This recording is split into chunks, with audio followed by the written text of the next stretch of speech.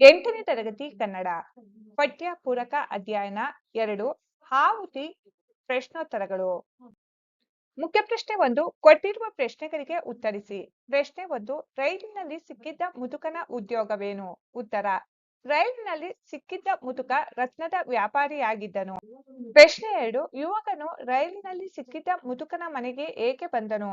ಉತ್ತರ ಯುವಕ ಮುದುಕನ ಮನೆಗೆ ಕೆಲಸ ಕೇಳಲು ಬಂದನು. ಪ್ರಶ್ನೆ 3 ಮುದುಕನ ಮಗಳು ಮತ್ತು ಸೊಸೆಯ ಹೆಸರೇನು?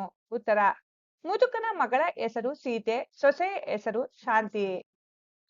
ಪ್ರಶ್ನೆ 4 ವರದಕ್ಷಿಣೆಯ ಪಿಶಾಚಿ ಯಾರನ್ನು ಬಲಿ ತೆಗೆದುಕೊಂಡಿದೆ? ಉತ್ತರ ವರದಕ್ಷಿಣೆಯ ಪಿಶಾಚಿ ಅದೆಷ್ಟೋ ಸುಕುಮಾರಿಯನ್ನು ಬಲಿ ತೆಗೆದುಕೊಂಡಿದೆ. ಪ್ರಶ್ನೆ 5 ಯುವಕನು ಬಡವರ ಹುಡುಗಿಯನ್ನು ಮದುವೆ ಆಗದಿರಲು ಕಾರಣಗಳೇನು? ಉತ್ತರ ಯುವಕನಿಗೆ ಬಡವರ ಮನೆಯ ಹುಡುಗಿಯನ್ನು ಮದುವೆಯಾದರೆ ಅವರಿಗೆ ವರದಕ್ಷಿಣೆ ಕೊಡಲು ಸಾಧ್ಯವಿಲ್ಲವೆಂದು ಅವಳನ್ನು ಮದುವೆಯಾಗಲಿಲ್ಲ. ಪ್ರಶ್ನೆ 6 ಪತ್ರಿಕೆಯನ್ನು ತೋರಿಸಿ ವಿಜಯಾಳು ಅಣ್ಣನಿಗೆ ಏನು ಹೇಳಿದಳು? ಉತ್ತರ ಪತ್ರಿಕೆಯನ್ನು ತೋರಿಸಿ ವಿಜಯಾಳು ಅಣ್ಣನಿಗೆ ನೋಡುತ್ತಿದ್ದುದು ನೀನು ಕೊಂದ ಹುಡುಗಿಯನ್ನು ಎಂದು ಹೇಳಿದಳು. ಕೃತಿಕಾರರ ಪರಿಚಯ.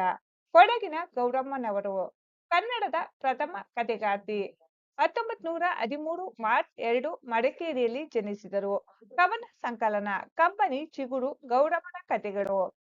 ಕೊಡಗಿನ ಗೌರಮ್ಮನವರು ಸ್ವತಂತ್ರ ಆಂದೋಲನದ ಸಂದರ್ಭದಲ್ಲಿ ಮಹಾತ್ಮ ಗಾಂಧೀಜಿಯವರು ಕೊಡಗಿನಲ್ಲಿ ಪ್ರವಾಸ ಕೈಗೊಂಡಾಗ ಅವರನ್ನು ತಮ್ಮ ಮನೆಗೆ ಬರಮಾಡಿಕೊಂಡು ಆಭರಣಗಳನ್ನೆಲ್ಲ ದಾನ ನೀಡಿದರು.